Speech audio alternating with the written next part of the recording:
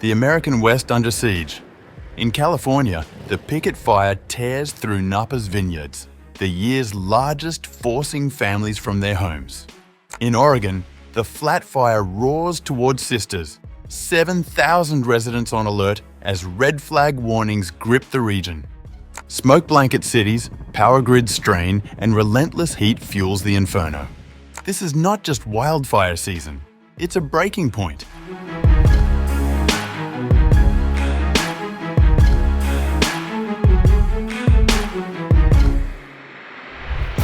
Wildfires in the western United States are burning with renewed intensity as hot and dry weather fuels rapid spread across California's wine country and central Oregon. In Napa County, California, the Pickett fire broke out on August 21st near Calistoga.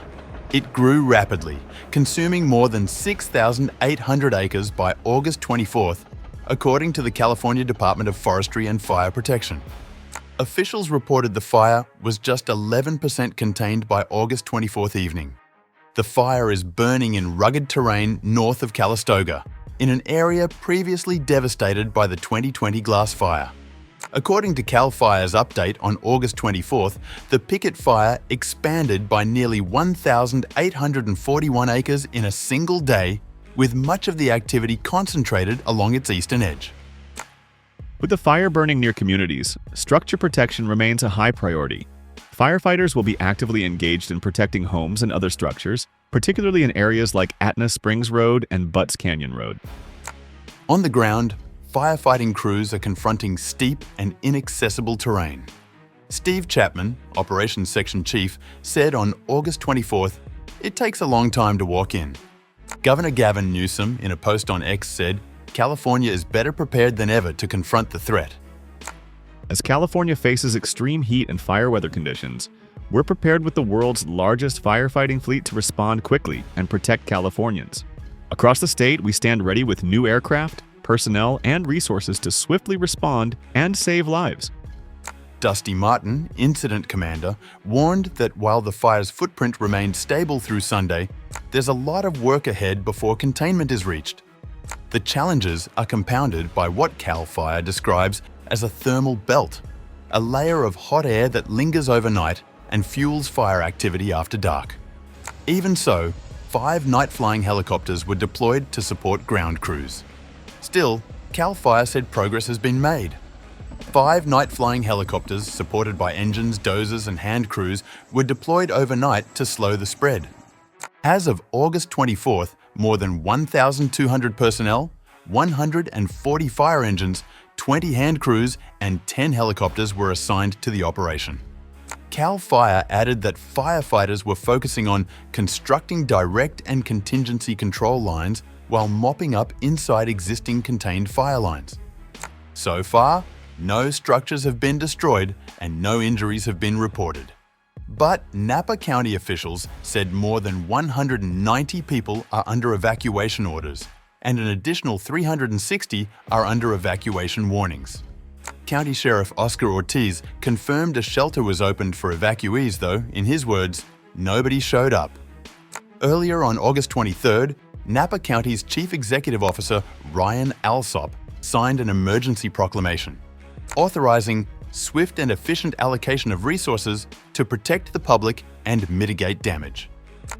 The safety of our residents is our top priority.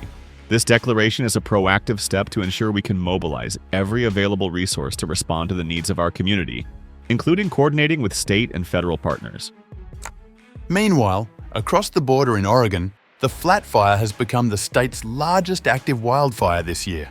Igniting on August 21st, the fire is burning 2 miles northeast of Sisters in central Oregon. By August 24th, it had exploded to 21,971 acres and remained uncontained, according to the Central Oregon Fire Information Service. Eric Perkins, Operations Section Chief with the Oregon Department of Forestry, said fire crews were working in difficult terrain under a red flag warning issued through August 25th.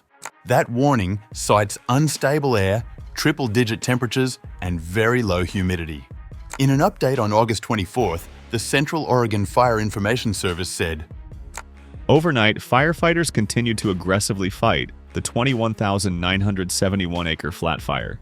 Night shift crews were able to establish initial dozer and hand lines around portions of the fire. Notably, crews established initial lines along the southern head of the fire and made additional progress along portions of the north and west perimeter. Oregon Governor Tina Kotek has declared a conflagration, bringing in state fire marshal teams to protect homes.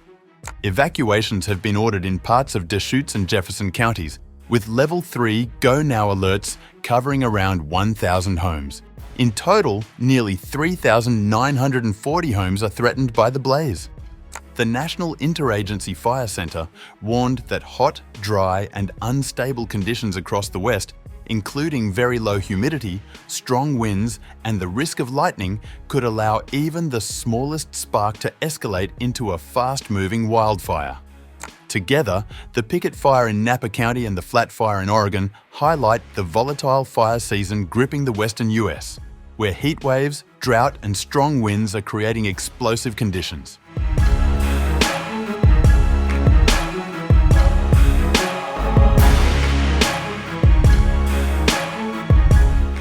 An air quality alert has been put in place in multiple US states.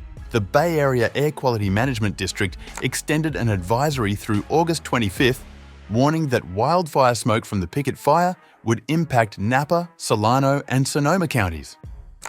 If possible and temperatures allow, stay inside with windows and doors closed until smoke levels subside. Residents can also reduce their exposure to smoke by setting their car vent systems to recirculate to prevent outside air from moving inside.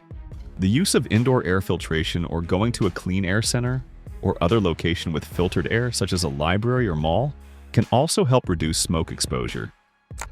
Residents of the western United States have been sweltering in a heat wave that hospitalized some people, with temperatures forecast to hit dangerous levels throughout the weekend in Washington, Oregon, Southern California, Nevada, and Arizona.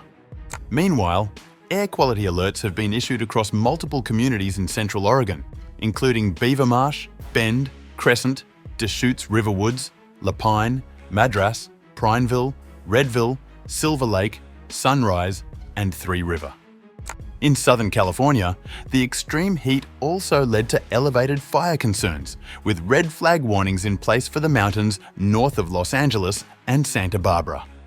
According to IQ Air, current air quality levels ranged between 150 and 200, which fall into the categories of unhealthy to very unhealthy conditions for residents. Although it's difficult to directly tie a single fire or weather event to climate change, scientists say human-caused warming from burning fossil fuels like coal and gas is causing more intense heat waves and droughts, which in turn set the stage for more destructive wildfires. As of August 24th, at least 50 uncontained large fires were burning across the US, according to the National Interagency Fire Center. The agency noted that nearly 1 million acres in the United States have already burned this year. The agency said fuels and fire danger advisories were in effect for several western states. The National Interagency Fire Center urged the public to follow local fire restrictions amid the dangerous heat wave.